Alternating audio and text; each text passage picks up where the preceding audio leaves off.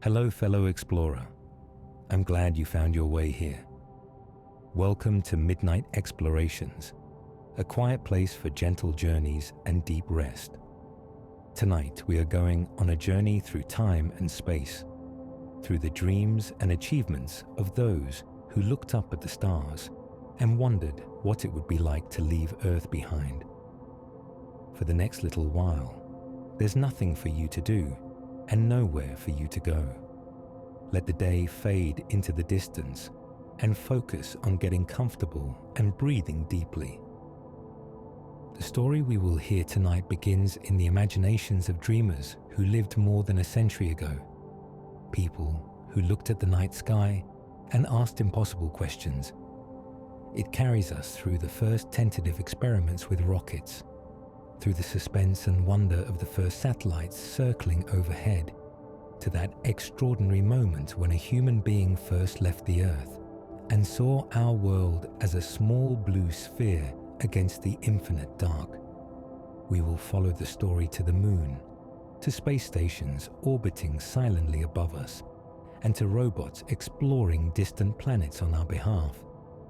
These are stories of exploration, of curiosity, of that timeless human desire to see what lies beyond the next horizon, even when that horizon is the edge of space itself.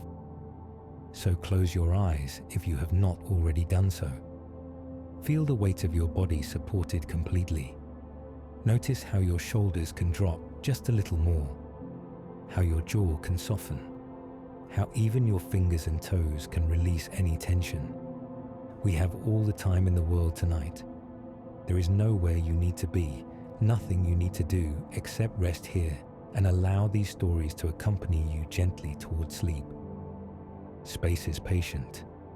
It has been there since before Earth formed, and it will be there long after everything we know has turned to dust. Tonight, it invites us to explore its history at a pace that soothes rather than excites, that calms rather than stimulates. As we begin, imagine yourself standing outside on a clear night, looking up at the stars. Perhaps you can see the Milky Way stretching across the sky, that river of light made from countless distant suns. The air is cool and still. The night is quiet, and somewhere up there, moving silently through the darkness, spacecraft and satellites trace invisible paths around our world, continuing the work begun by dreamers and builders and explorers decades ago. Long before anyone built a rocket capable of reaching space, people dreamed of leaving Earth. In ancient times, stories told of flying chariots and magical journeys to the moon. But it was not until the late 1800s that the dream began to move from pure fantasy into the realm of possibility. Let your mind drift back to that era now, to a time when the world was changing rapidly, when electricity was transforming cities and new machines were reshaping human life. In Russia, a schoolteacher named Konstantin Tsiolkovsky spent his evenings working through mathematical equations that described how a rocket might actually work. He was deaf from childhood illness, isolated from easy conversation, but his mind soared beyond the limitations of his body. In his quiet study, by lamplight, he calculated that liquid fuel rockets could achieve the speeds necessary to escape Earth's gravity. He imagined space stations orbiting the planet, places where people might live and work among the stars. His ideas were published in obscure journals. Few people read them at the time, but the mathematics were sound, the vision was clear, and the seeds of spaceflight were planted in those equations. In America and Europe, other visionaries shared similar dreams. Writers penned stories of voyages to the moon and Mars, inspiring generations of readers to imagine what might be possible. Scientists and engineers began to think seriously about rocketry, not just as weapons or fireworks, but as vehicles that might carry instruments and perhaps one day people beyond the atmosphere. As the calendar turned from the 1800s to the 1900s, these dreams remained just that, dreams and calculations on paper. But a new century was beginning, and with it would come extraordinary changes.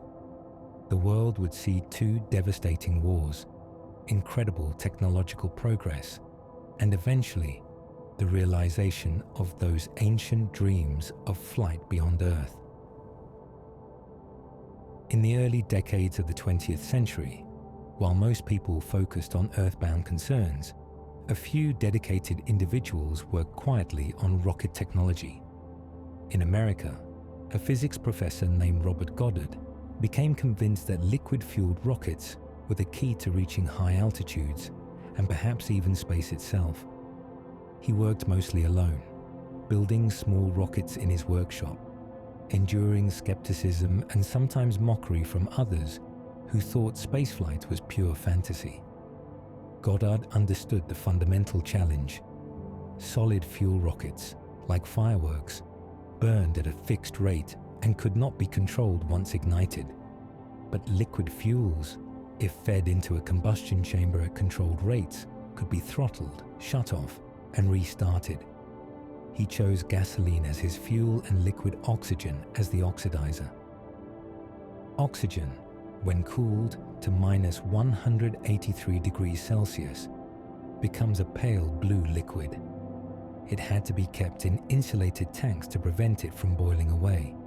The fuel and oxidizer would be fed by pressure into a combustion chamber, where they would mix and ignite, producing hot exhaust gases that would rush out through a nozzle, creating thrust. On March 16, 1926, in a snow-dusted farm field in Massachusetts, Goddard achieved something remarkable. He launched the first liquid fuel rocket. It was a small machine, ungainly and crude by later standards. The combustion chamber and nozzle were mounted at the top, with the fuel tanks below. This seemed backward, like balancing a broomstick on your finger, but Goddard believed the heat from the engine would help pressurize the fuel tanks. The entire assembly stood about 3 meters tall and weighed less than 5 kilograms when empty. Goddard and his assistant stood back as he ignited the rocket. For a moment, nothing happened as the fuel and oxygen began to flow. Then came a roar. Flame and exhaust blasted downward. The rocket lifted off, rising into the cold air. It flew for only 2.5 seconds. It reached a height of only 12 meters, about as high as a 4-story building, and traveled a horizontal distance of about 56 meters. Then it tilted and crashed into a frozen cabbage patch. But in those brief seconds, something extraordinary had happened. For the first time, a human-built machine had lifted itself using liquid fuel, the same basic principle that would eventually carry astronauts to the moon and beyond. The exhaust velocity, the speed at which gases rushed out of the nozzle, determined the efficiency of the rocket. Goddard's early engine achieved exhaust velocities of around 2,000 meters per second, far less than would be needed for orbital flight, but a promising beginning.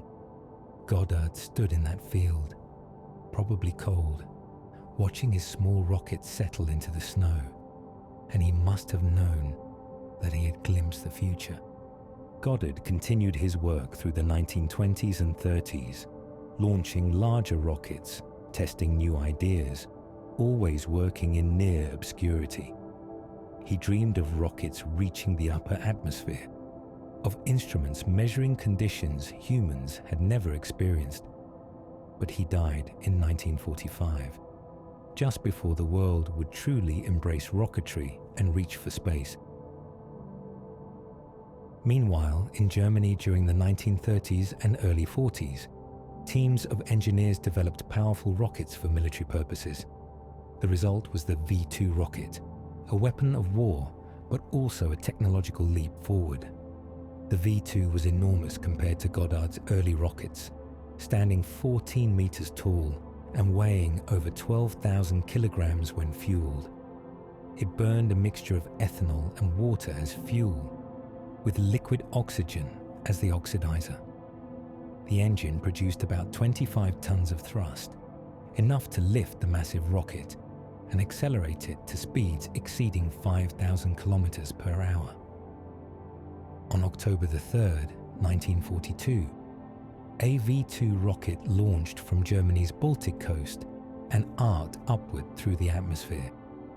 The guidance system used gyroscopes to sense the rocket's orientation and small vanes in the exhaust stream to steer it. As the rocket climbed, the air pressure outside dropped. At sea level, atmospheric pressure is about 100 kilopascals, the weight of all the air above pressing down. At 10 kilometers altitude, the pressure is about 26 kilopascals. At 20 kilometers, it is 5 kilopascals. The V2 climbed higher and higher, passing through the thinning air. At about 80 kilometers altitude, the rocket crossed into what was then considered the edge of space. At this altitude, the air is so thin that it cannot support conventional aircraft flight. The pressure is less than 1 Pascal, about 100,000th of sea level pressure. The sky turns black even in daylight because there are not enough air molecules to scatter sunlight. The curve of the Earth becomes visible on the horizon. The rocket had reached the edge of space, becoming the first human-made object to do so. It was a weapon designed to rain destruction on distant cities, and it did terrible harm during the war. But it also proved something profound, that human engineering could lift an object beyond the atmosphere, into the realm where gravity still holds sway but air does not. The rocket followed a ballistic trajectory, an arc determined by its initial velocity and the pull of gravity, eventually falling back to Earth hundreds of kilometers from the launch site. After the war ended, both the United States and the Soviet Union seized German rocket technology and scientists, recognizing that these machines had potential far beyond weapons. Through the late 1940s and early 1950s, captured V2 rockets and newly designed vehicles carried instruments into the upper atmosphere. Cameras photographed the Earth from above, showing the curve of the horizon and the blackness of space. Later, animals were launched, first fruit flies and mice, then dogs and monkeys, to see how living creatures would respond to the forces of launch and the weightlessness of space. Each flight was a small step, a tentative reach upward into the unknown. As you listen to these early stories, allow your body to sink even deeper into rest. Imagine those early rockets, roaring upward from desert launch sites, climbing through the sky, leaving trails of smoke and fire.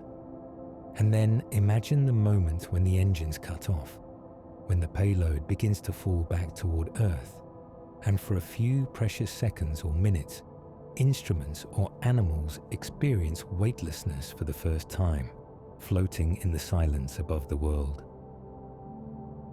The competition between the United States and the Soviet Union intensified through the 1950s. Both nations poured resources into developing rockets powerful enough to launch satellites into orbit. To orbit Earth, an object must be traveling at a very specific speed. At an altitude of about 200 kilometers, orbital velocity is approximately 7.8 kilometers per second, or about 28,000 kilometers per hour. At this speed, an object falls toward Earth due to gravity at the same rate that Earth's surface curves away beneath it. The result is a continuous fall around the planet, never quite hitting the surface. Achieving this speed required enormous rockets and precise engineering. The Soviet Union reached this milestone first. On October 4th, 1957, a rocket lifted off from a remote launch site in Kazakhstan called Baikonur Cosmodrome. The rocket was a modified R-7 intercontinental ballistic missile, standing over 30 meters tall with 4 strap-on boosters clustered around a central core stage. Each booster had its own rocket engine burning kerosene and liquid oxygen. At liftoff, the combined thrust of all engines was about 400 tons, shaking the ground and producing a roar that could be heard for kilometers. Atop the rocket sat Sputnik 1, a polished aluminum sphere just 58 centimeters in diameter, about the size of a beach ball. It weighed 83 kilograms. Inside the sphere were batteries, a radio transmitter operating at 20 and 40 megahertz, and temperature sensors. 4 whip antennas extended from the sphere, each about 2.5 meters long. The sphere was pressurized with nitrogen gas to help regulate internal temperature and to test pressure seals in the space environment. The rocket placed Sputnik into an elliptical orbit with a perigee, the lowest point, of about 215 kilometers, and an apogee, the highest point, of about 939 kilometers. The orbital period, the time it took to complete one orbit, was 96 minutes. This meant Sputnik circled Earth about 15 times per day. Around the world, people stepped outside at night and looked up at the sky. There, moving among the ancient stars, was a new point of light, a tiny moving star that was not a star at all, but a machine built by human hands.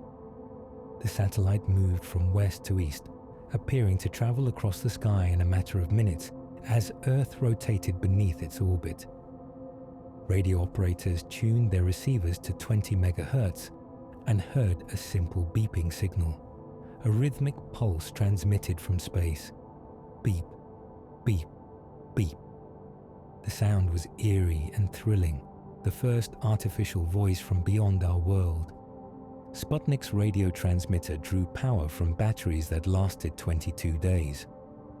After that, the satellite continued to orbit silently for 2 more months before atmospheric drag, the tiny resistance from the very thin air still present at orbital altitude, gradually slowed it down. As the orbit decayed, Sputnik descended into denser atmosphere and eventually burned up on re-entry on January 4th, 1958, about 3 months after launch. But in those 3 months, it proved that artificial satellites were possible, that the mathematics of orbital mechanics worked in practice as they did on paper. Sputnik did nothing but orbit and beep. It carried no cameras, no scientific instruments beyond temperature sensors. But its significance was immense. It proved that artificial satellites were possible. It demonstrated that the space age had begun, and it sparked a sense of urgency, especially in the United States, to catch up and surpass this achievement. Less than a month later, on November 3rd, 1957, the Soviet Union launched Sputnik 2. This satellite was much larger and far more complex. It weighed over 500 kilograms and carried a passenger, a dog named Laika. Laika was a stray found on the streets of Moscow, a small mixed breed dog weighing about 6 kilograms. She was trained over several weeks to sit calmly in a small pressurized capsule, to tolerate noise and vibration and confinement, to eat a special gel-like food that would provide both nutrition and water in weightlessness. The capsule that held Laika was a technological marvel for its time. It was pressurized to maintain an Earth-like atmosphere, with oxygen supplied from chemical generators and carbon dioxide removed by filters containing potassium superoxide. A fan circulated the air to prevent hotspots and to ensure even distribution of oxygen. Temperature was controlled by a primitive cooling system. Laika wore a harness connected to sensors that monitored her heart rate, respiration, and movement. Cables transmitted this data to the radio transmitter, which sent it back to Earth. On launch day, Laika was placed in the capsule and the hatch was sealed. The rocket carried her into orbit. She experienced the crushing acceleration of launch, feeling perhaps 7 or 8 times her normal weight as the rocket pushed upward. Then the engines cut off and she floated, weightless, probably confused and frightened, but alive. She became the first living creature to orbit the Earth. The telemetry data showed that Laika's heart rate increased dramatically during launch, from a resting rate of about 100 beats per minute to over 240 during the acceleration. In orbit, her heart rate gradually decreased but remained elevated. She moved around in her small capsule as much as the harness allowed. She ate some of the gel food, but there was a problem. The cooling system did not work as designed. The temperature inside the capsule began to rise. Within hours, it reached over 40 degrees Celsius. Laika's respiration rate increased. Her movements became sluggish. After about 5 to 7 hours in orbit, the telemetry showed that she had died, likely from overheating and stress. The capsule continued to orbit for 5 months before atmospheric drag brought it down to burn up on re-entry. Laika never returned. There was no re-entry system, no parachute, no plan for recovery. She was sent on a one-way journey. Her mission was brief and ended in death, but it was also a poignant early step in understanding how life might survive the journey into space. The engineers learned from her mission about the challenges of thermal control, about the physiological effects of launch stress, about the importance of reliable life support systems. These lessons would be incorporated into future spacecraft designed to carry cosmonauts and eventually bring them home safely. The United States responded with its own satellite. On January 31st, 1958, Explorer 1 reached orbit and made an important scientific discovery. Its instruments detected intense zones of radiation trapped by Earth's magnetic field, regions now known as the Van Allen radiation belts. These are invisible to the eye, vast donut-shaped regions of charged particles encircling the planet. Spacecraft and astronauts traveling through them would need protection from this radiation. The space age was not just about reaching orbit. It was about learning what space was actually like, discovering the invisible hazards and wonders beyond our protective atmosphere. Through the late 1950s and early 1960s, both superpowers worked feverishly toward the next goal, putting a human being into space. This required solving enormous technical challenges. A spacecraft needed life support systems to provide oxygen and remove carbon dioxide. It needed to protect its occupant from the vacuum, from radiation, from the extreme temperatures of space. It needed to survive the violence of launch, the crushing acceleration as the rocket pushed upward, and it needed a way to return safely through the atmosphere, surviving the heat of re-entry without burning up. Test pilots and cosmonauts in training endured countless hours in claustrophobic capsules, in centrifuges that spun them until the acceleration crushed them into their seats, in altitude chambers that simulated the deadly vacuum. They practiced emergency procedures, learned to live with the knowledge that any mistake could be fatal, and waited for their chance to fly. On April the 12th, 1961, that chance came for a young Soviet pilot named Yuri Gagarin. At Baikonur Cosmodrome, as the sun rose over the desert, Gagarin climbed into the small spherical capsule called Vostok 1. Let yourself relax even more deeply now as we follow this journey, one of the most extraordinary in human history. The Vostok spacecraft consisted of 2 main sections. The re-entry module, where Gagarin sat, was a sphere about 2.3 meters in diameter, with a mass of about 2,400 kilograms. Imagine this small metal sphere, just large enough for a man to sit inside. It was covered with a heat shield made of ablative material, designed to char and burn away during re-entry, carrying heat away from the capsule like a sacrificial layer, protecting the precious cargo within. Inside the sphere, Gagarin had barely enough room to sit in his ejection seat. There were no manual controls. Everything was automated or controlled from the ground. He was a passenger, trusting his life to systems built by engineers he had never met. Behind the re-entry module was the service module, a cylinder containing batteries, oxygen tanks, and the retro-rocket system. The retro-rocket was a solid fuel motor that would fire to slow the spacecraft down for re-entry. The two modules were connected by metal straps that would separate after the retro-rocket burn. This simple, elegant design would carry a human being into space and, hopefully, bring him safely home. The spacecraft sat atop a modified R-7 rocket, the same basic design that had launched Sputnik.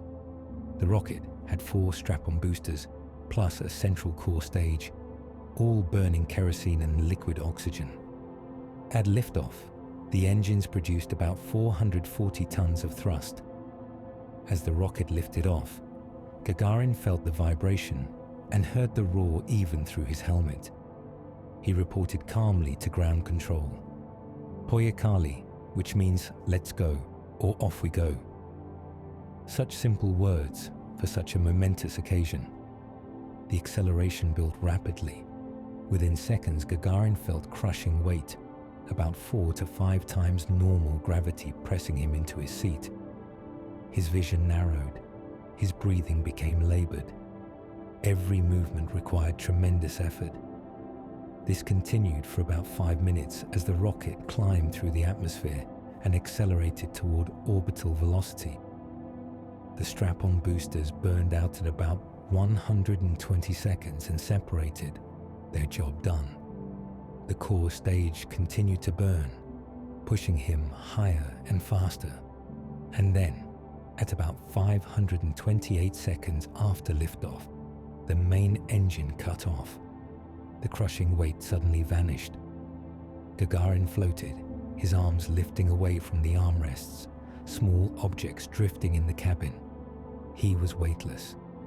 The Vostok spacecraft was in orbit, traveling at about 7.8 kilometers per second, about 28,000 kilometers per hour, at an altitude that ranged from 181 kilometers at the lowest point to 327 kilometers at the highest. As you rest here, imagine what that moment must have felt like. The violence and noise of the launch suddenly replaced by perfect silence and the gentle floating of weightlessness.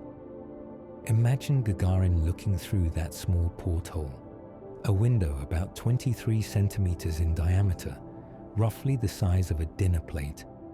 Through that small window, he saw the Earth below, a beautiful blue and white sphere against the infinite dark of space. He saw clouds casting shadows on the oceans. He saw the curve of the horizon, the thin, glowing line of atmosphere that protects all life below. The sky above was perfectly black, and stars shone steadily without twinkling, because there was no atmosphere to disturb their light. Gagarin orbited Earth once, a journey of 108 minutes covering about 40,000 kilometers, all the way around the planet. The spacecraft was oriented so that the heat shield faced forward in the direction of travel, ready for re-entry. He had no control over the spacecraft. The flight was fully automatic, managed by systems on the ground and by timers in the spacecraft. His role was to observe, to report how he felt, to be the living proof that a human could survive in space. He described what he saw in calm, almost matter-of-fact tones transmitted by radio. The colors of the Earth, the blackness of space, the sensation of weightlessness. But beneath that calm, there must have been wonder and perhaps fear, and certainly an awareness that he was experiencing something no human had ever known. Let your breathing continue to slow as we follow Gagarin's journey home. As the orbit brought him back toward the landing site, a timer activated the retro-rocket system. The solid fuel motor fired for about 40 seconds, producing about 16,000 newtons of thrust. This was enough to slow the spacecraft by about 136 meters per second, changing the orbit so that it would intersect the atmosphere. The descent began. The metal straps connecting the re-entry module to the service module were supposed to separate immediately after the retro-rocket burn, but they did not fully release. The two modules tumbled together for about 10 minutes as they descended into the upper atmosphere, subjecting Gagarin to high G forces, his body being thrown this way and that in the confined space. Finally, the straps burned through from aerodynamic heating, and the modules separated. The re-entry module stabilized with its heat shield forward. As it plunged deeper into the atmosphere, friction with air molecules heated the heat shield to over 3,000 degrees Celsius, hot enough to melt rock. The ablative material charred and burned away, carrying the heat with it, protecting Gagarin from temperatures that would have instantly vaporized him. He experienced about 8 Gs of deceleration, feeling as though an elephant was sitting on his chest. He could barely move or breathe.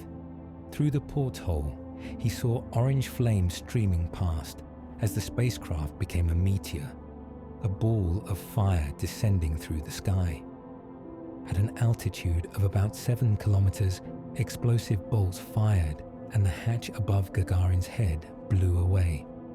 His ejection seat activated, rockets beneath it firing to blast him out of the capsule. He separated from the seat, and his parachute deployed automatically, a large orange and white canopy opening above him.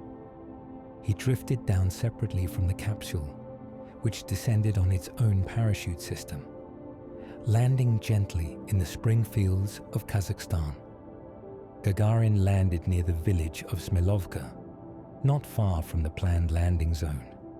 Imagine the scene: startled farmers working their fields, looking up to see a man in an orange spacesuit, drifting down from the sky on a parachute. He had become the first human in space, the first to orbit the Earth, the first to see our world from the outside and return to tell about it. His flight was a triumph, celebrated around the world. But more than that, it was a moment that changed how humanity saw itself.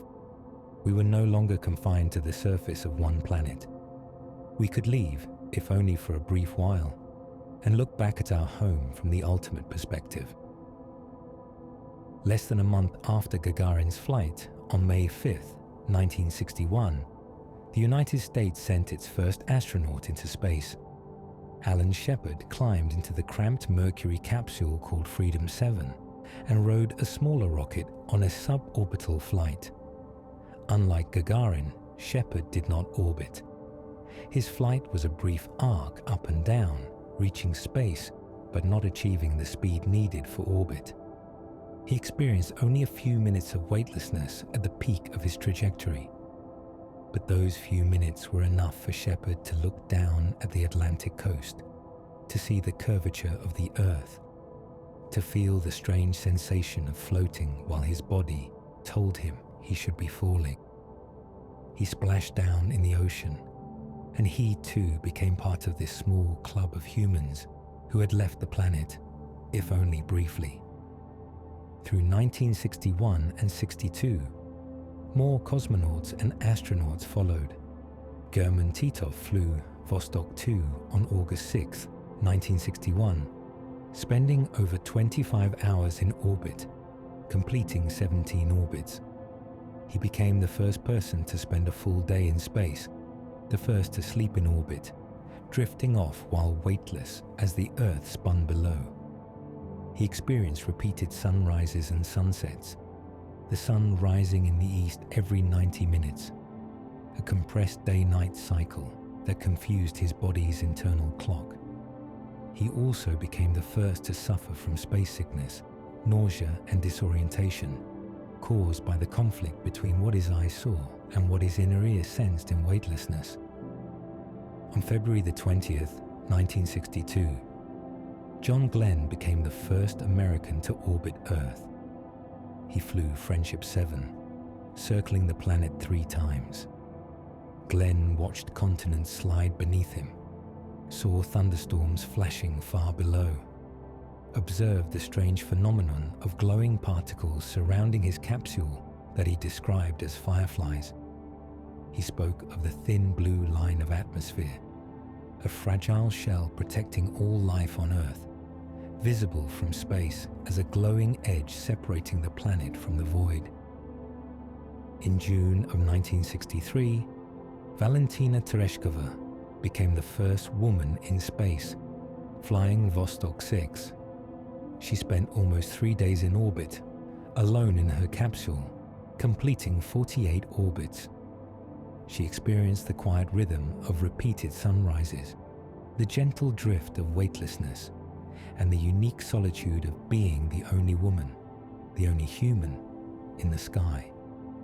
When she looked out her window, she saw the same view that Gagarin and Glenn had seen, the beautiful, fragile Earth hanging in darkness, and she must have felt both the loneliness of being so far from everyone and the profound connection to all of humanity below. As you listen to these stories of the early space pioneers, allow yourself to feel the peace and quiet of orbital flight.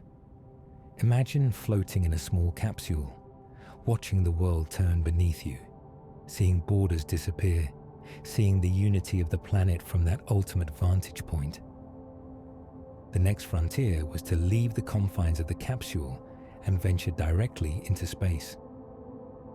On March 18, 1965, Soviet cosmonaut Alexei Leonov became the first person to perform a spacewalk. During the Voskhod 2 mission, Leonov donned a bulky spacesuit and entered an airlock attached to the capsule. The airlock was depressurized, and then the outer hatch opened. Leonov pushed himself out into the void. For the first time, a human body floated free in space, tethered to the spacecraft only by a thin umbilical cord, carrying oxygen and communications. There was nothing solid beneath his boots. Below him, the Earth curved away in all directions. Above him, stars shone in the airless dark. His suit ballooned in the vacuum, making movement difficult. His heart raced.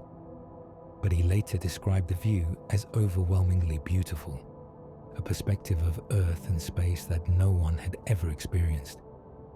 The spacewalk nearly ended in disaster. Leonov's suit had swelled so much that he could not fit back through the airlock hatch. He had to partially depressurize his suit, risking decompression sickness, just to squeeze back inside. But he survived, and he had opened a new chapter.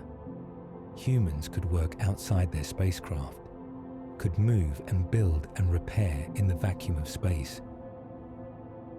By the mid-1960s, both the United States and the Soviet Union were looking beyond Earth orbit. The goal was the Moon. The race had intensified. Engineers designed towering rockets, the Saturn V in America, and the N-1 in the Soviet Union. Machines powerful enough to send crews on the long journey to another world. Astronauts and cosmonauts trained in simulators, in geology, in survival skills for lunar conditions. The world watched and waited. Before humans could land on the Moon, robotic scouts were sent. The Soviet lunar program sent spacecraft to crash into the Moon, to orbit it, to photograph its surface. On February 3rd, 1966, Luna 9 achieved the first soft landing on the Moon. Its cameras transmitted images back to Earth showing a rocky, dust-covered surface under a black sky. For the first time, humans knew exactly what the ground looked like on another world. The horizon was close and stark. There was no atmosphere to soften the light or scatter colors. Everything was shades of grey and black and brilliant white where the sun struck. In December of 1968, the United States launched Apollo 8, the first crewed mission to leave Earth's orbit and travel to the Moon. Astronauts Frank Borman, Jim Lovell, and Bill Anders climbed aboard a Saturn V rocket, the largest and most powerful rocket ever built. On December 21st, they fired the engines to leave Earth orbit and set course for the Moon. For 3 days, they coasted through space, watching Earth shrink behind them, seeing it become a small sphere that could be covered by a thumb held at arm's length. On Christmas Eve, they arrived at the Moon and fired their engine to enter lunar orbit. As they swung around the far side, they lost radio contact with Earth. They were alone, farther from any other human than anyone had ever been. And then they came around the Moon's limb and saw something no one had ever seen: the Earth rising above the barren lunar horizon. Bill Anders grabbed a camera and took what would become one of the most famous photographs in history. Earthrise. The image shows Earth, a blue and white marble, half in light and half in shadow, hanging in the blackness above the Moon's grey cratered surface. It was a moment of profound beauty and perspective. Home, seen from another world, looking small and precious and fragile. The Apollo 8 crew orbited the Moon 10 times, reading from the book of Genesis during a Christmas Eve broadcast, describing the stark, colourless landscape below them. And then they fired their engine to return home. They had not landed, but they had proven that humans could travel to the Moon and return safely. Let yourself sink even deeper into relaxation now. Imagine that view of Earth rising above the Moon, a sight so unexpected and moving that even hardened test pilots found themselves awed and humbled. The final steps toward the Moon came swiftly. Apollo 9 and Apollo 10 tested the lunar module, the spidery spacecraft that would carry astronauts down to the surface. And then came Apollo 11. On July 16, 1969, astronauts Neil Armstrong, Buzz Aldrin, and Michael Collins launched from Cape Canaveral atop a Saturn V. The Saturn V was the most powerful rocket ever built, standing 111 meters tall, about the height of a 36-story building. It weighed nearly 3,000 tons when fully fueled. The first stage had 5 F1 engines, each producing about 6.7 million newtons of thrust. Together, they generated 34 million newtons, enough to shake the ground for kilometers around and to slowly lift the enormous rocket into the sky. The world watched. Hundreds of millions of people followed the mission on television and radio, a level of attention never before focused on a single event. The launch was perfect. The first stage burned for about 2.5 minutes, lifting the rocket to an altitude of about 67 kilometers and a speed of about 2.7 kilometers per second. Then the first stage separated and fell away. The second stage, with 5 J2 engines burning liquid hydrogen and liquid oxygen, ignited and continued pushing the stack toward orbital velocity. After another 6 minutes, the second stage cut off. The rocket was in a temporary parking orbit around Earth.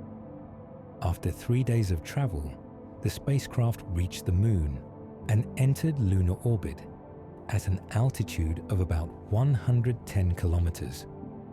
The command module, called Columbia, and the lunar module, called Eagle, were docked nose to nose. Armstrong and Aldrin crawled through the docking tunnel into Eagle while Collins remained in Columbia. The 2 spacecraft undocked. Eagle was an ungainly-looking machine, all angles and struts and gold foil thermal insulation. It had 2 stages.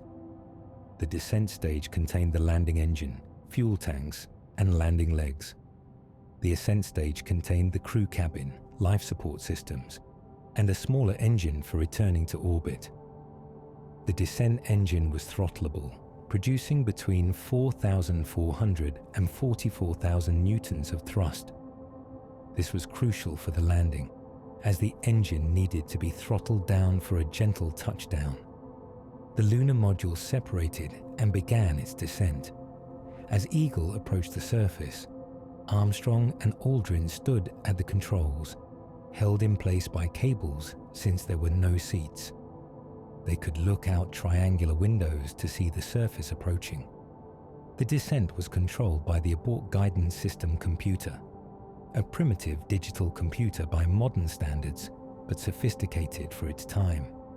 It had only about 70 kilobytes of memory, less than a simple modern calculator, yet it was capable of controlling the spacecraft's attitude and thrust.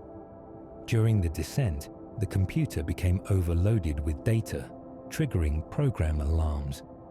The alarms indicated the computer was taking on more tasks than it could handle in each cycle. But mission control determined it was still functioning well enough to continue. Armstrong and Aldrin pressed on. As Eagle descended below 2,000 meters, Armstrong saw that the computer was guiding them toward a boulder-strewn crater about the size of a football field. Boulders 3 or 4 meters across dotted the area. Landing there would likely tip the lunar module over or damage the landing legs.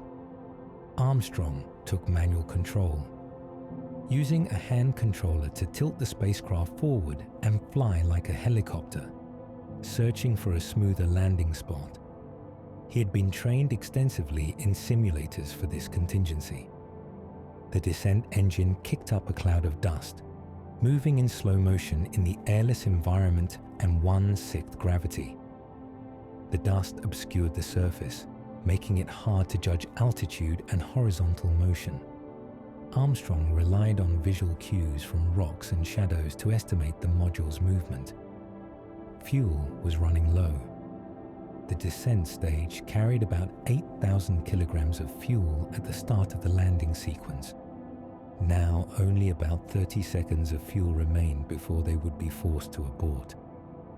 Mission Control watched the numbers anxiously. Telemetry showed the fuel quantity decreasing, the altitude decreasing, the horizontal velocity still present. And then, on July 20th, 1969, at 20:02 Coordinated Universal Time, 3 of the lunar module's 4 footpads touched down on the surface. The contact probes, wire sensors extending below each footpad, triggered a signal. A blue light illuminated on the control panel. Armstrong immediately commanded engine stop. The descent engine shut down. The lunar module settled onto all 4 legs, resting on the moon's surface. Armstrong's voice came through the radio. "Houston, Tranquility Base here. The Eagle has landed." They had landed in the Sea of Tranquility with only seconds of usable fuel remaining. The landing site was relatively smooth with only scattered small rocks. The lunar module sat tilted at about 4.5 degrees due to uneven terrain, well within safe limits. 6.5 hours later, after systems checks and preparation, Armstrong opened the hatch and began to climb down the ladder. The hatch was only about 81 centimeters square, and Armstrong had to back through it carefully in his bulky spacesuit. The Extra Vehicular Mobility Unit, or EMU, that he wore weighed about 80 kilograms on Earth, but only about 13 kilograms in the Moon's 1/6 gravity. The suit consisted of multiple layers: an inner cooling garment with water tubes, a pressure bladder to contain oxygen at about 26 kilopascals, insulation layers, and an outer layer of white fabric and metal to protect against micrometeoroids and temperature extremes. The suit's life support backpack, the portable life support system, contained oxygen tanks, a pump to circulate oxygen through the suit, lithium hydroxide canisters to remove carbon dioxide, a battery pack, a water cooling system with a sublimator to vent heat into the vacuum, and radio equipment. The whole system was designed to keep an astronaut alive for about 7 hours of surface activity. Armstrong descended the 9-rung ladder slowly. At the bottom, still standing on the footpad, he pulled a lanyard that released a storage compartment on the descent stage. The compartment door lowered like a drawbridge, revealing a television camera that would transmit live images back to Earth. Millions watched grainy black and white images as Armstrong prepared to step onto the surface. He stepped off the footpad. His boot sank slightly into the fine, powdery lunar regolith, leaving a clear print. The regolith, pulverized rock created by billions of years of meteorite impacts, had the consistency of damp sand, but was bone dry. Armstrong's famous words came through the radio. "That's one small step for man, one giant leap for mankind." Some have debated whether he said a man or just man, but the meaning was clear either way. The moon's surface temperature varied wildly. In direct sunlight, it could reach about 127 degrees Celsius. In shadow, it could drop to minus 173 degrees Celsius.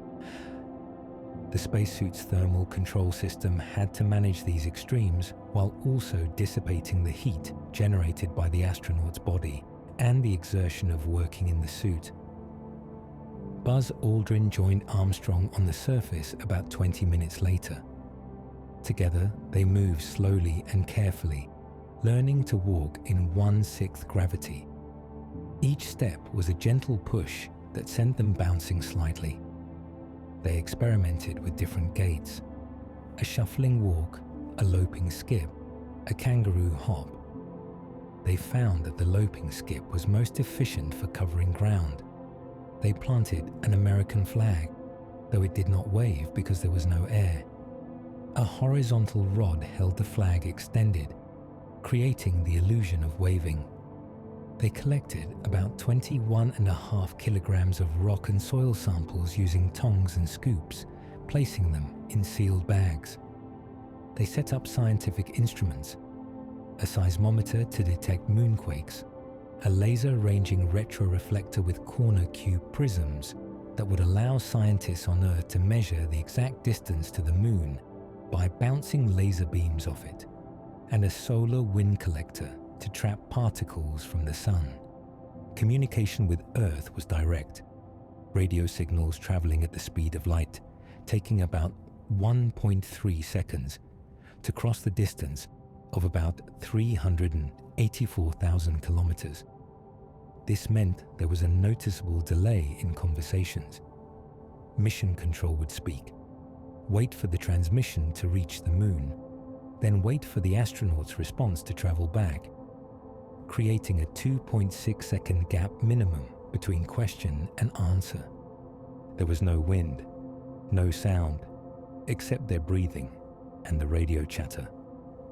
The sky was deep black, even though the sun was shining brightly. Earth hung above the horizon, appearing about 4 times larger than the moon appears from Earth. The Earth showed phases like the moon does when seen from Earth, but reversed. When it was new moon on Earth, the astronauts saw a full Earth, brightly lit, and showing blue oceans, white clouds, and brown continents. Armstrong and Aldrin stayed on the surface for just over 2 hours and 31 minutes. They took photographs with Hasselblad cameras, modified for use in spacesuits. They described the landscape: the fine, powdery soil, the angular rocks, the soft, rolling hills in the distance. Then, their consumables running low, oxygen about 40% depleted and battery power decreasing, they climbed back into the lunar module. The hatch was sealed. The cabin was repressurized. They removed their helmets and could finally smell the lunar dust. which had a distinctive odor often described as like spent gunpowder. After resting briefly, they prepared for launch. The Ascent engine was a simple but reliable design: hypergolic propellants, Aerozyne 50 fuel, and nitrogen tetroxide oxidizer that ignited on contact without needing an ignition system. This eliminated one possible failure point: the engine had to work perfectly. There was no backup and no second chance.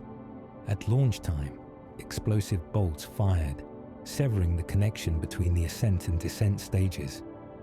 The Ascent engine ignited, producing about 15,000 newtons of thrust, lifting the upper portion of the lunar module off the descent stage, which remained on the Moon as a permanent monument. The Ascent took about 7 minutes to reach lunar orbit, where they would rendezvous and dock with Collins in the command module Columbia. The 3 astronauts returned to Earth, splashing down in the Pacific Ocean on July 24th. They had accomplished what dreamers had imagined for millennia. Humans had walked on the Moon. The world celebrated, but the work of exploration was only beginning. Yet the journey to the Moon was fraught with danger, and not every mission would succeed. In April of 1970, Apollo 13 launched with astronauts Jim Lovell, Jack Swigert, and Fred Hayes aboard. They were bound for the Fra Mauro Highlands on the Moon, carrying scientific instruments and prepared for a challenging landing. But they would never reach the surface. 2 days into the mission, about 320,000 kilometers from Earth, routine became catastrophe. The crew was asked to perform a standard procedure, stirring the oxygen tanks in the service module to prevent the supercold liquid oxygen from stratifying. Jack Swigert flipped the switch. Moments later, the spacecraft shuddered. Warning lights illuminated. Alarms sounded. Swigert's voice came through to Mission Control. "Houston, we've had a problem." An oxygen tank had exploded. The blast was caused by damaged insulation on the electrical wires inside the tank, a flaw that had gone undetected during ground testing. The explosion ruptured the tank and damaged another, venting precious oxygen into space. The service module provided power, oxygen, and propulsion for the command module. Now it was dying. The astronauts watched helplessly as their oxygen supply dwindled as power levels dropped, as the spacecraft that was supposed to carry them safely to the Moon and back became a crippled vessel drifting through space. The dream of landing on the Moon evaporated. Now the only goal was survival, getting 3 men home across 250,000 miles of void. Mission Control made a critical decision. The command module did not have enough power or oxygen to sustain the crew for the journey back to Earth. But the lunar module, designed to support 2 astronauts for 2 days on the Moon, could serve as a lifeboat. Lovell and Hayes moved into the lunar module, called Aquarius, and powered it up. Swigert remained in the command module, called Odyssey, to shut down all non-essential systems to preserve its batteries for re-entry. The lunar module was cramped, designed for 2 people to stand in for short periods, not for 3 people to live in for days. It was cold. Power had to be rationed carefully. The temperature inside dropped to just a few degrees above freezing. Condensation formed on the walls as the crew's breath froze. Carbon dioxide began to build up. The lunar module's carbon dioxide scrubbers were cylindrical, but the command module's spare scrubbers were square. Engineers on Earth devised a way to adapt the square scrubbers to work in the lunar module using plastic bags, cardboard, tape, and whatever materials the astronauts had aboard. The crew built the makeshift adapter, and carbon dioxide levels dropped back to safe levels. The spacecraft had already swung around the Moon, using lunar gravity to change course for home, but the trajectory was not quite right. Without a course correction, they would miss Earth entirely. sailing past the planet into an orbit around the Sun, where they would eventually run out of oxygen and die. They needed to fire the lunar module's descent engine to adjust their path. The descent engine had never been designed to fire in space while attached to the entire Apollo stack, the command module and service module still connected. Engineers calculated the burn carefully. The astronauts aligned the spacecraft using the Sun and Earth as references, since the navigation platform in the command module was powered down. On April 15th, they fired the engine for about 4.5 minutes, changing their velocity by about 3 meters per second. It was enough. The new trajectory would bring them home. But the journey was agonizing. The crew was exhausted, cold, and dehydrated. They rationed water strictly to conserve the lunar module's supplies. They barely slept. They drifted through space, watching Earth grow slowly larger in the windows, wondering if their calculations were correct, if the heat shield on the command module had been damaged by the explosion, if they would survive re-entry. As they approached Earth, they faced another challenge. The service module had to be jettisoned before re-entry, but before they released it, they maneuvered to photograph the damage. They saw a massive rupture, an entire panel blown away, revealing the tangled wreckage inside. It was a sobering reminder of how close they had come to immediate disaster. The crew moved back into the command module. They closed the hatch to the lunar module, their lifeboat that had kept them alive for 4 days. They jettisoned it, and Aquarius drifted away, eventually burning up in Earth's atmosphere.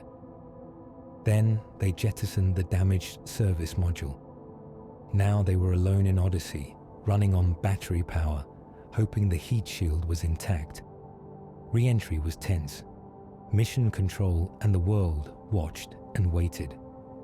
During re-entry, hot ionized gas surrounds the spacecraft, blocking radio communication for several minutes. This blackout is normal, but it is always a moment of suspense. The blackout lasted longer than expected.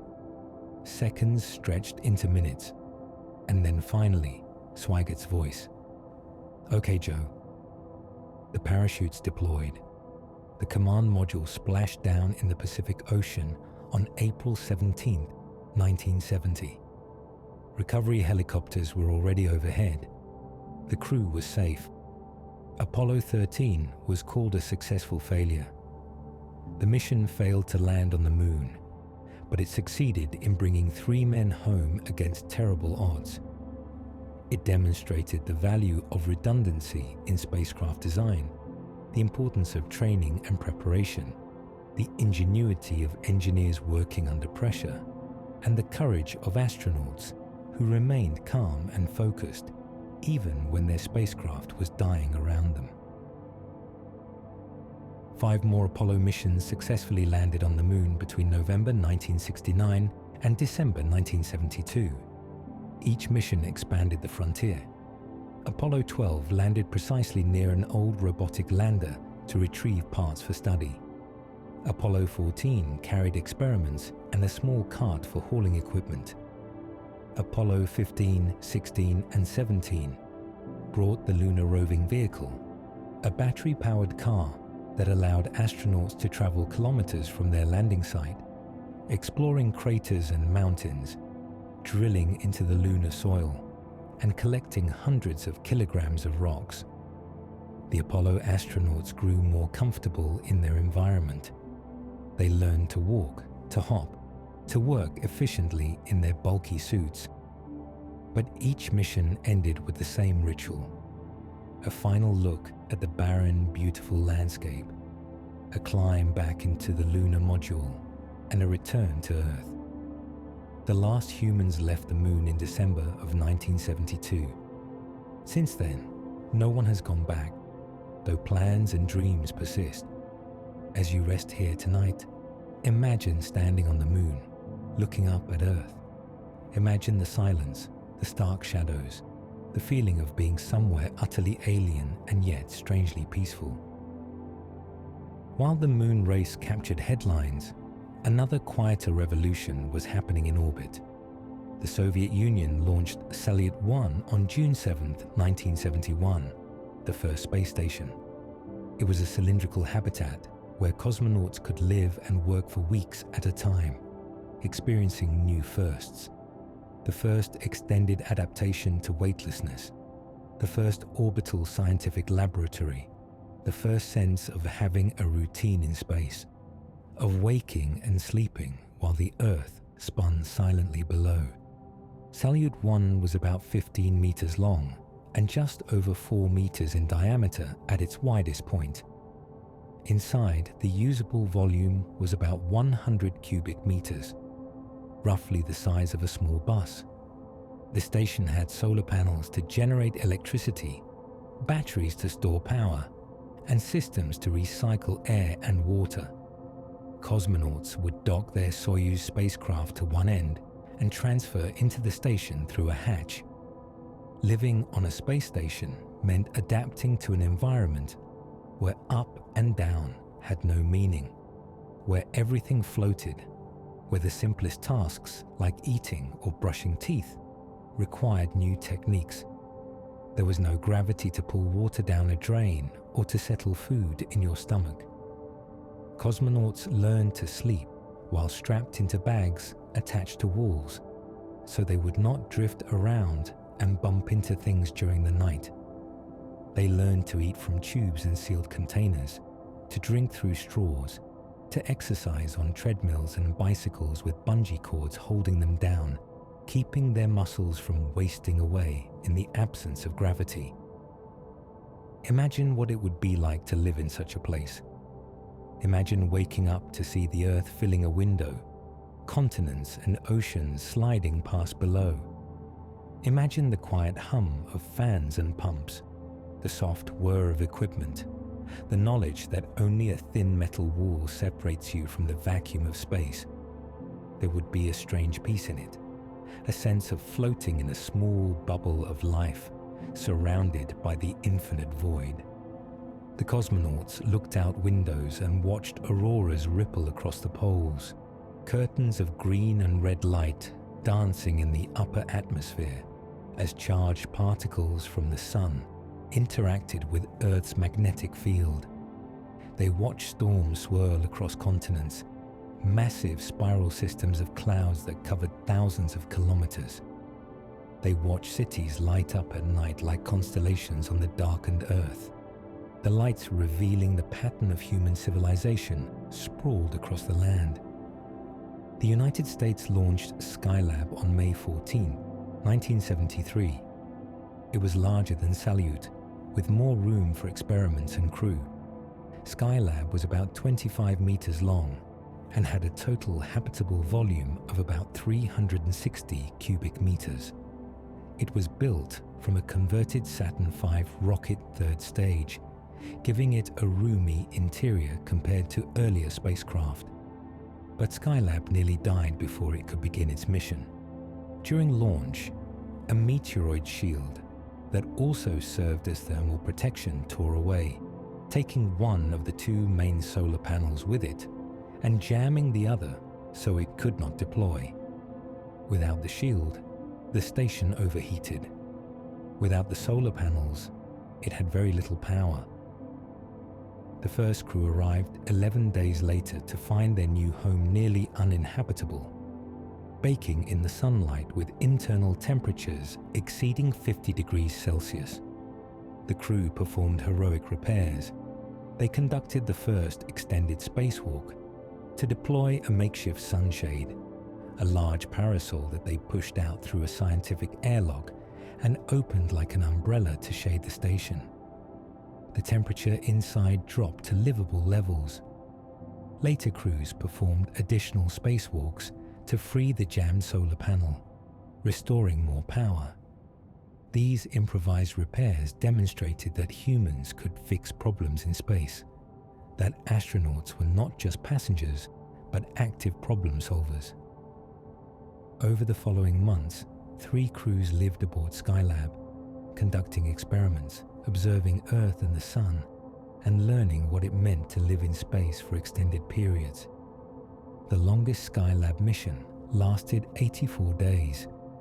The astronauts studied how their bodies adapted to weightlessness, how bone density decreased, how muscles atrophied despite exercise, how the cardiovascular system changed when it no longer had to pump blood upward against gravity. In February of 1986, the Soviet Union launched Mir, the first modular, long-lived space station. Mir means both peace and world in Russian. The station was assembled in orbit over several years, modules being added one by one like building blocks, each bringing new capabilities. The core module launched first, about 13 meters long and 4 meters in diameter. Then came additional modules. Kvant 1 for astrophysics, Kvant 2 with an airlock and life support equipment, Crystal for materials processing, Spectre for Earth observations, and Priroda for remote sensing. By the time it was complete, Mir had a mass of over 124,000 kilograms and a habitable volume of about 350 cubic meters. Over 15 years, Mir hosted crews who set new records for time in space. The station orbited at about 400 kilometers altitude, completing an orbit every 92 minutes. Astronauts and cosmonauts from many nations visited Mir as international cooperation in space gradually increased. Cosmonaut Valery Polyakov spent over 437 continuous days aboard Mir, more than a year floating in orbit, watching Earth complete hundreds of rotations, experiencing hundreds of sunrises and sunsets in each 24-hour period. Living that long in space meant truly learning to call a place in orbit home. Crews developed favorite window views, certain angles where Earth looked particularly beautiful. They developed familiar routines, certain tasks performed at certain times, meals prepared and eaten with the same people in the same small galley. They brought personal items aboard, photographs of family, small decorations, books and music. They learned what it meant to miss rain and wind, to miss the feel of gravity, to miss the ability to take a walk outside. But they also found a strange beauty in weightlessness, in the quiet hum of life support systems, in the ever-changing view of Earth below, in the profound perspective that comes from seeing your home planet as a whole. In November of 1998, construction began on the International Space Station, a collaboration between the United States, Russia, Europe, Japan, and Canada. The first module, Zarya, was launched by Russia on November 20th. It was a control module, about 12 meters long, providing propulsion, power, and guidance in the early stages of assembly. 3 weeks later, the Space Shuttle Endeavour carried up Unity, a connecting node built by the United States. Astronauts performed spacewalks to connect the two modules, beginning what would become the largest structure ever built in space. The International Space Station was assembled piece by piece over more than a decade. Each shuttle mission and each Russian Progress and Soyuz flight brought new components: modules for living and working, solar arrays to generate power, radiators to dissipate heat, robotic arms to move equipment, docking ports for visiting spacecraft. The assembly required more than 160 spacewalks, astronauts and cosmonauts working in the vacuum to connect cables, tighten bolts, and install equipment. By the time it was substantially complete, the ISS stretched about 109 meters from end to end, about the length of an American football field. Its habitable volume is about 916 cubic meters, roughly the interior space of a Boeing 747 airliner. Its mass is about 420,000 kilograms. The solar arrays span about 73 meters and generate about 90 kilowatts of power. The station orbits at an altitude of about 410 kilometers, traveling at about 7.7 kilometers per second, fast enough to circle Earth every 92 minutes. Since November 2000, humans have lived aboard the ISS without interruption, a continuous presence in space for over 2 decades. Crews rotate every few months, arriving and departing on Russian Soyuz spacecraft and, more recently, on American commercial crew vehicles. At any given time, usually 6 or 7 people call the station home. Life aboard the ISS follows a carefully planned routine. The crew wakes to an alarm, though day and night are somewhat arbitrary when you experience 16 sunrises every 24 hours. They eat breakfast, meals prepared from packaged foods, some freeze-dried and rehydrated, some thermostabilized in pouches. They brush their teeth, spitting into a towel since there is no sink.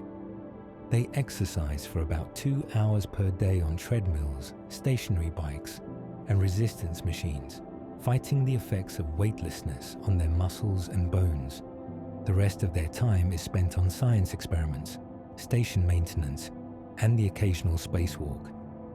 The experiments cover many fields, studying how plants grow in microgravity, how flames burn without convection, how protein crystals form, how the human immune system changes, how materials behave in vacuum. The crew also maintains the station, replacing air filters, checking equipment, troubleshooting problems when they arise. And they look out the windows. The station has a special module called the cupola, a dome with 7 windows offering panoramic views of Earth. Astronauts float in the cupola during their off hours, cameras in hand, photographing the planet below. They experience countless small firsts. The first sunrise of a mission, watching the sun peek over Earth's curved horizon, light spreading across the planet's surface. The first time they spot their hometown from 400 kilometers above, recognizing coastlines and rivers and the grid of streets.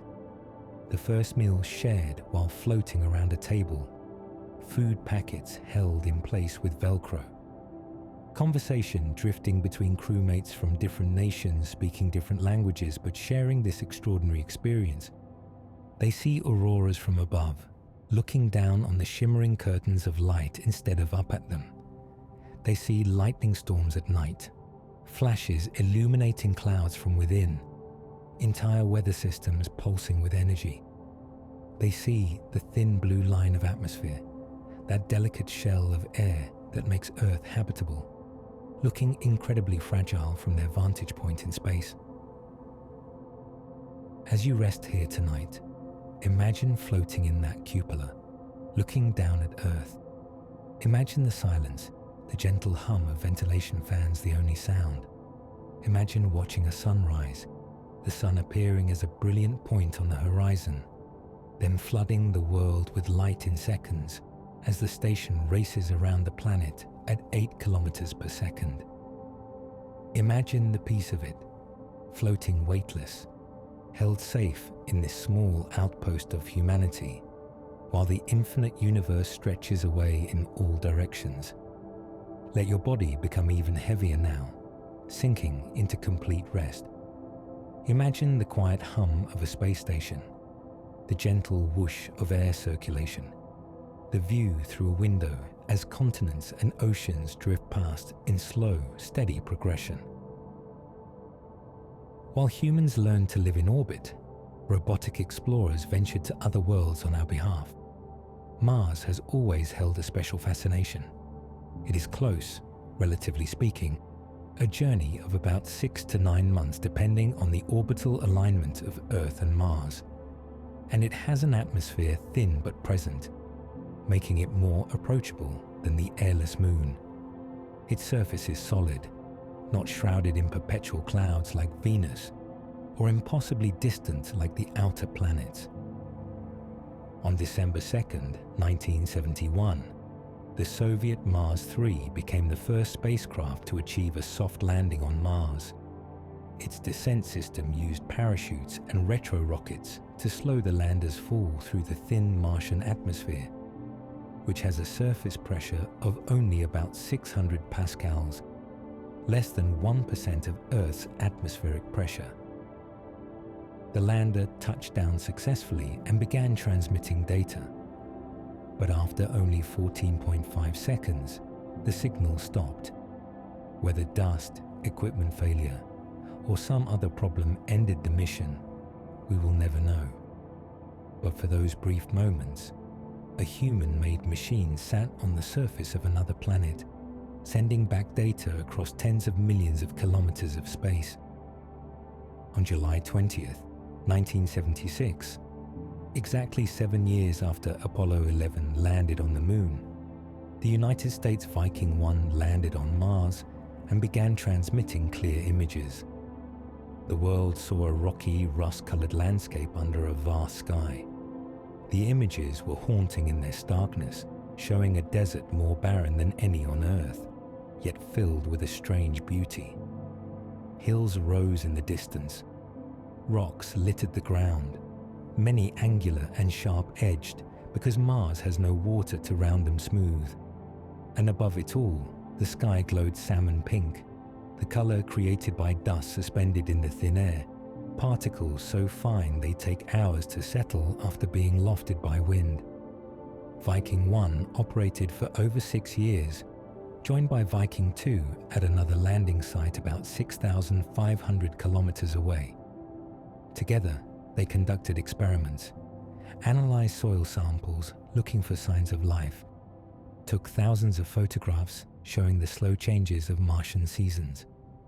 They measured the composition of the atmosphere, 95% carbon dioxide, with traces of nitrogen, argon, and oxygen. They recorded temperatures that range from minus 125 degrees Celsius at the poles in winter to plus 20 degrees Celsius at the equator in summer. And they gave people on Earth a way to imagine standing on Mars, to picture what it would be like to walk across those rust-colored plains, to feel the cold, thin air, to watch the sun set, smaller and dimmer than on Earth, casting a bluish twilight across the landscape. In 1997, the Pathfinder lander arrived on Mars and deployed Sojourner, the first wheeled rover on another planet. Sojourner was small, about 65 centimeters long, 48 centimeters wide, and 30 centimeters tall, roughly the size of a microwave oven. It weighed only about 11 kilograms on Earth, less than 2 kilograms in Mars's lower gravity. The rover moved slowly and carefully on 6 metal wheels, each independently suspended to handle rough terrain. It was powered by a solar panel that generated about 16 watts, barely enough to run a desk lamp, but sufficient for its modest needs. Sojourner carried an alpha proton X-ray spectrometer, an instrument that could analyze the chemical composition of rocks and soil. It would drive up to a rock, extend a small arm to press the sensor against the rock's surface, and spend hours taking measurements. The data was transmitted to the Pathfinder lander, which relayed it to Earth. Communication with Mars is slow, limited by the speed of light and the distance. Radio signals take anywhere from 3 to 22 minutes to cross the gap, depending on where Mars and Earth are in their orbits. This means the rover could not be driven in real time like a remote control car. Instead, engineers on Earth would plan a day's activities, upload commands, and wait to see the results hours later. Sojourner operated for 3 months, far longer than its designed lifespan of 7 days. It traveled about 100 meters from the lander, leaving the first tracks in Martian soil, faint impressions in the dust. It analyzed 15 rocks with names like Barnacle Bill and Yogi, finding evidence that Mars had a more complex geological history than expected.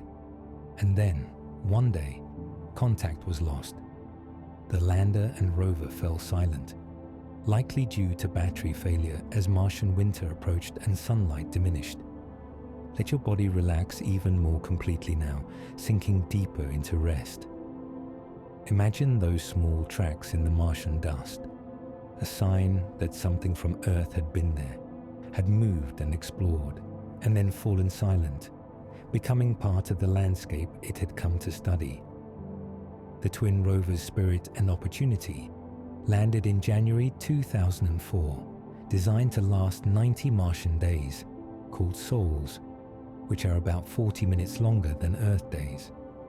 Each rover was the size of a golf cart, about 1.6 meters long and 1.5 meters tall, with a mass of about 185 kilograms. They were powered by solar panels that could generate about 140 watts in good conditions, enough to charge their lithium-ion batteries for several hours of daily operation. The rovers carried sophisticated instruments, panoramic cameras to take color images, a microscopic imager to photograph rocks in detail, 3 spectrometers to analyze chemical composition, a rock abrasion tool to grind away weathered surfaces and examine fresh rock underneath, and magnets to collect magnetic dust particles. Each rover also had rocker bogie suspension, a clever design that allowed the 6 wheels to maintain contact with the ground even on very rough terrain, climbing over obstacles up to the wheel diameter. Spirit landed in Gusev Crater, thought to be an ancient lake bed. Opportunity landed in Meridiani Planum, a region where orbital spectrometers had detected hematite, a mineral that often forms in water. The rovers began their missions, driving slowly across the Martian surface, stopping to analyze rocks, taking panoramic images, and making discoveries that changed our understanding of Mars. Spirit operated for 6 years, traveling over 7.7 kilometers. It found evidence that water had once flowed in Gusev Crater, discovering minerals that form only in the presence of water.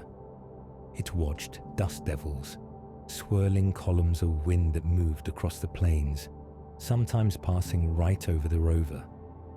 And it experienced Martian winters, when temperatures dropped so low that even the thin atmosphere began to freeze as carbon dioxide ice and dust accumulated on the solar panels, slowly reducing power generation until finally, in 2010, the rover fell silent, likely frozen beyond recovery. Opportunity was even more remarkable. Expected to last 90 days, it roamed Mars for almost 15 years, traveling over 45 kilometers, the longest distance ever driven on another world. It discovered hematite spherules nicknamed blueberries, small, round mineral concretions that form in watery environments. It explored several craters, including Victoria Crater, which was 800 meters across, and Endeavour Crater, which was 22 kilometers across. It climbed into craters, examined layered rock formations, and found clear evidence that liquid water had once been abundant on ancient Mars. Opportunity watched Martian sunsets, photographing the sun as it sank below the horizon, appearing smaller than from Earth because Mars is farther from the sun. The sunsets were blue near the sun, the opposite of Earth's red sunsets, because Martian dust scatters blue light more effectively than red.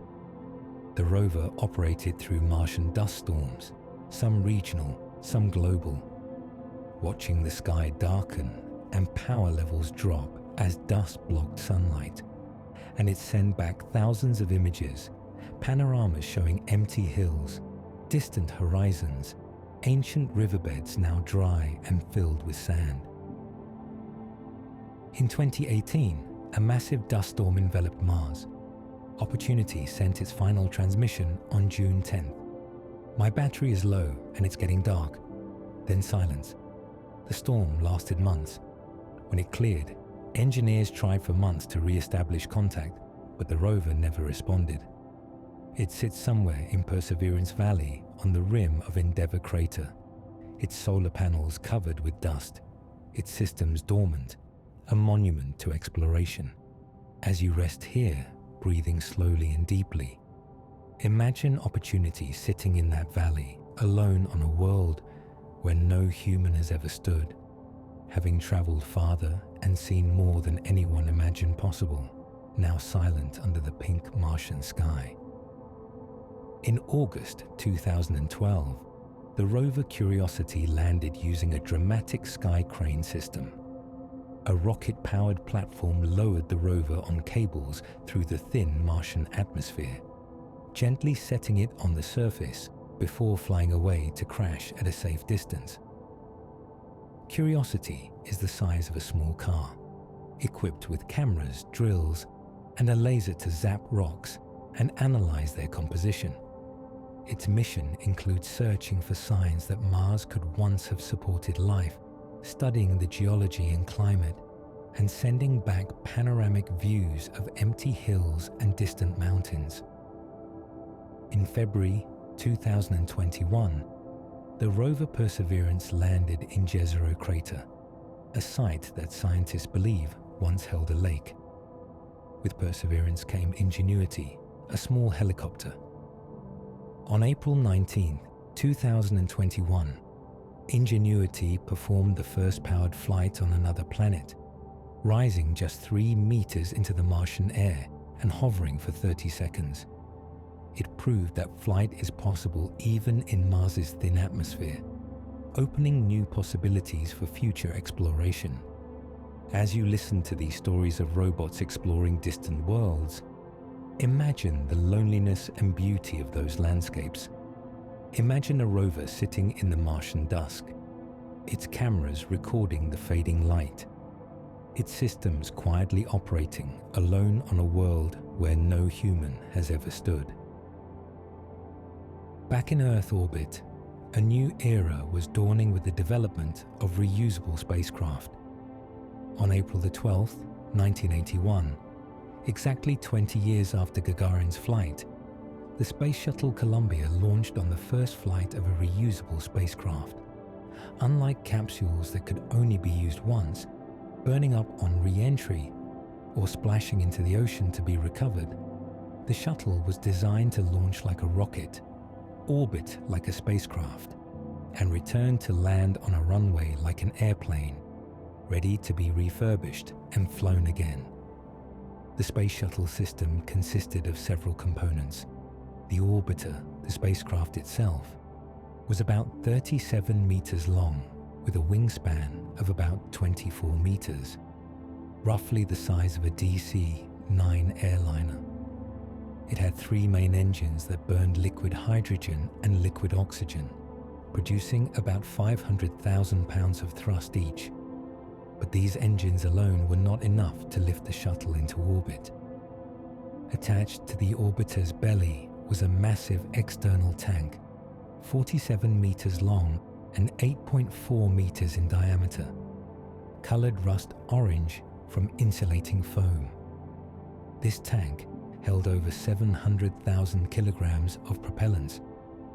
Strapped to the sides of the external tank were 2 solid rocket boosters, each about 45 meters long. Together, the 2 boosters produced about 6 million pounds of thrust, providing most of the lifting power needed to get the heavy stack moving. At launch, all the engines and boosters ignited within seconds of each other, producing a combined thrust of about 7.8 million pounds. The sound was deafening, a physical pressure wave that could be felt kilometers away. The shuttle rose slowly at first, then accelerated faster and faster. At about 2 minutes after liftoff, the solid rocket boosters burned out and separated. At about 8.5 minutes, moving at over 28,000 kilometers per hour, the main engines cut off. The external tank separated and fell away. The orbiter was now in space. For the astronauts, the violence and roar of launch suddenly gave way to perfect silence and weightlessness.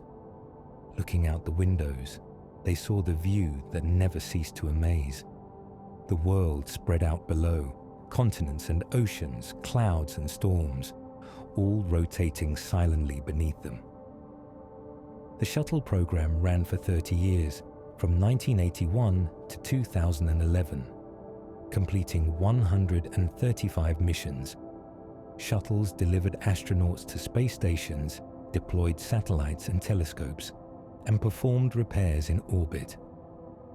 In 1990, the shuttle deployed the Hubble Space Telescope, a space-based observatory with a 2.4-meter diameter mirror. Hubble orbits at about 540 kilometers altitude, taking incredibly sharp images of distant galaxies, nebulae, and stars. But Hubble was launched with a flaw. The mirror had been ground to the wrong shape, making images blurry. In 1993, a shuttle crew performed the first servicing mission, installing corrective optics. After they finished, Hubble's vision was perfect. The shuttle enabled 4 more servicing missions over the years, upgrading instruments and repairing failing components.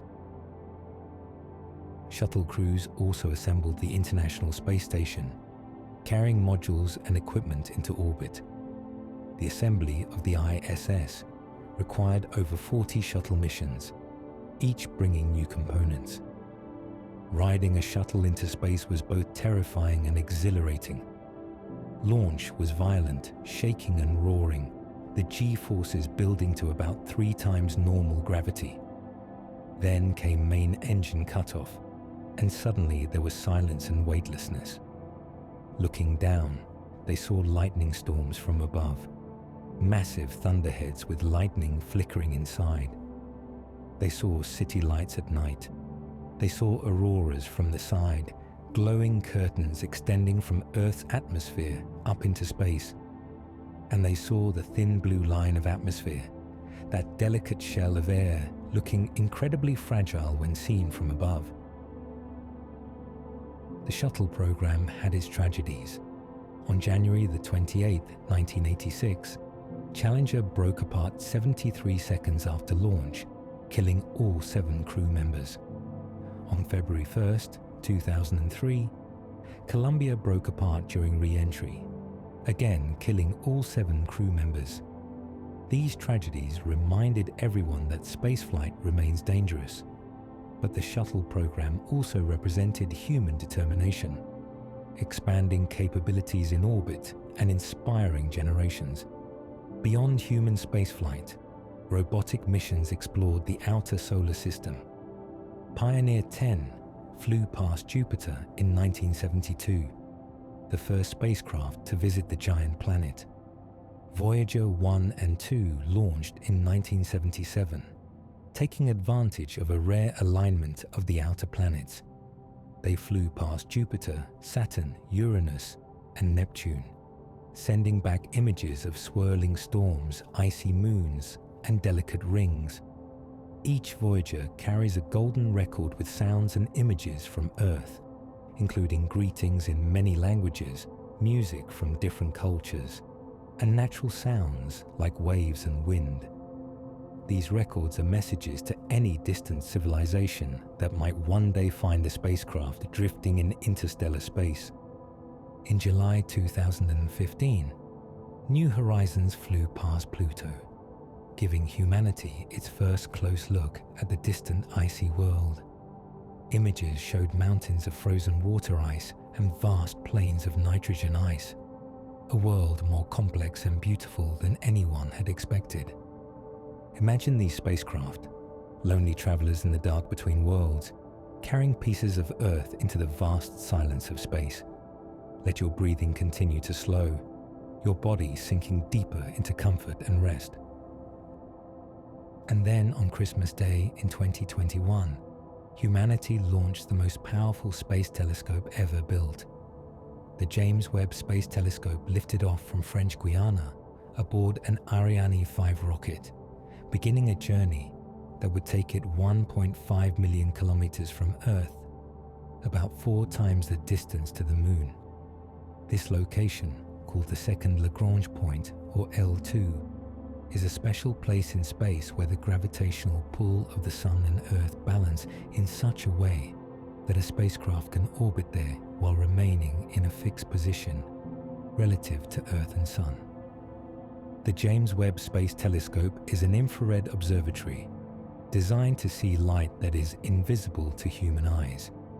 It is the successor to the Hubble Space Telescope, although it was launched not as a replacement for Hubble, but as a complementary observatory designed to see deeper and further back in time. As such, it is fundamentally different in its design and capabilities. Where Hubble's mirror is 2.4 meters in diameter, Webb's primary mirror is 6.5 meters across, giving it much greater light-gathering power. But a mirror that large cannot be launched fully assembled. It had to be folded to fit inside the rocket's payload fairing. The mirror consists of 18 hexagonal segments, each 1.3 meters across, made of beryllium and coated with a microscopically thin layer of gold. Gold reflects infrared light better than any other metal. During launch, these segments were folded back like the petals of a flower. After reaching space, they slowly unfolded and locked into position, forming one large mirror. The telescope also carries a massive sunshield, about the size of a tennis court, made of 5 layers of a material called Kapton. This sunshield is crucial because Webb observes in infrared, seeing heat. To detect faint infrared light from distant galaxies, the telescope itself must be extremely cold, about -223 degrees Celsius, or it would blind itself with its own heat. The sunshield blocks light and heat from the Sun, Earth and Moon, keeping the telescope's instruments cold, while the sun-facing side heats to about 85 degrees Celsius. The deployment of James Webb was the most complex sequence ever attempted in space. Over 2 weeks, the sunshield unfolded, a delicate process involving hundreds of pulleys, motors and cables. Each of the mirror segments adjusted to precise positions, accurate to within tens of nanometers, a fraction of the wavelength of light. Engineers on Earth guided the process, waiting hours for their commands to reach the telescope and for telemetry to return, holding their breath as each mechanism activated, knowing that if any single step failed, the entire mission could be lost. But everything worked. By mid-January 2022, the telescope had fully deployed and reached its destination at L2. Over the following months, engineers carefully aligned all 18 mirror segments, adjusting them so they worked together as one perfect mirror. They calibrated the instruments, tested the systems, and prepared to begin observations. In July 2022, the first images from the James Webb Space Telescope were released. The world saw galaxies that formed just a few 100 million years after the Big Bang, so distant that their light has been traveling for over 13 billion years to reach us. We saw nebulae where new stars are forming, clouds of gas and dust illuminated from within by infant suns. We saw exoplanets, planets orbiting other stars, with spectroscopic data revealing the chemical composition of their atmospheres, showing water vapor, carbon dioxide, and other molecules. The images are breathtakingly beautiful, showing the universe in infrared light, revealing structures and details invisible to Hubble. Spiral arms of galaxies glow with the heat of star formation. Pillars of gas in nebulae appear as dark silhouettes against glowing backgrounds. And in every deep field image, thousands of galaxies appear, each one containing billions of stars, each star possibly hosting planets. The sheer scale of the universe laid bare. The James Webb Space Telescope will operate for many years, observing the first galaxies, studying the atmospheres of potentially habitable exoplanets, watching stars being born and dying, and peering into regions obscured by dust that Hubble could not penetrate. It represents a new eye on the cosmos, extending our vision to wavelengths and distances previously unreachable, and reminding us that we live in an age of discovery, when new wonders await our exploration. As you listen to this story of a telescope observing the most distant reaches of space, let yourself feel the peace of knowing that the universe is vast and ancient and filled with beauty. Rest here, breathing slowly, your mind drifting among stars and galaxies. In recent years, spaceflight has entered a new era. Private companies have joined governments in reaching for space. In June 2004, Spaceship One became the first privately funded crewed vehicle to reach space on a suborbital flight, proving that not only nations but private groups could touch space. In December 2015, SpaceX achieved the first successful vertical landing of an orbital-class rocket's first stage, the booster gently descending back to Earth on a pillar of flame, touching down on its landing legs, ready to be refurbished and flown again. This made reusable rocketry a reality, dramatically reducing the cost of reaching orbit. In July 2021, private astronauts flew to space on suborbital flights, looking out at the curved Earth and dark sky for a few minutes before returning. These flights marked the beginning of commercial spaceflight, where civilians, not just government astronauts, could experience the overview effect, that shift in perspective that comes from seeing Earth from space. As humans have lived continuously aboard the International Space Station since November 2000, this means there are constant small firsts. The first time a child watches a parent float on a video call from space. The first experiments growing plants from seed to harvest in orbit, hinting at future space gardens. The first musical instruments played in microgravity, their notes drifting through air that will be breathed again by the crew. These small moments, unremarkable individually, collectively represent the normalization of human presence in space. Future firsts are already planned. Artemis missions aim to return humans to the moon, with the first woman and the first person of color scheduled to walk on the lunar surface. Plans are being made for the first long-term lunar bases, habitats where crews could live for months, mining ice from shadowed craters and learning to use local resources. And beyond the moon, missions to Mars are in development. The first crewed journey to the Red Planet will be a voyage of months, living in a small spacecraft, watching Earth shrink to a pale blue dot, and then finally seeing Mars grow from a distant star to a rust-colored world filling the sky. One day, perhaps within the lifetimes of people alive today, humans will stand on Mars and watch a sunrise over an alien landscape. They will feel the connection to all the explorers who came before, from Gagarin in his small capsule to Armstrong on the moon, from the engineers who dreamed impossible dreams to the robotic rovers that paved the way. And they will know that this is not the end of exploration, but another beginning. And so our journey through the history of space exploration comes to a close.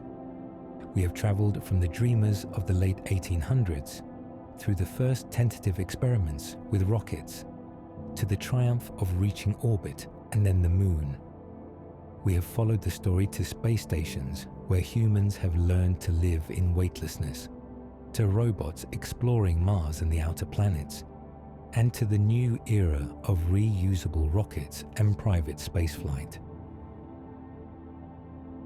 Through it all, certain themes have remained constant: the desire to explore, to reach beyond what we know, the courage required to sit atop a rocket and trust your life to technology, the partnerships and teamwork that make spaceflight possible, the perspective gained from seeing Earth from above, that small blue sphere that is the only home we have ever known, and the ongoing conversation about what it means to be an exploring species, where we should go next, and how we can carry forward the legacy of those early pioneers.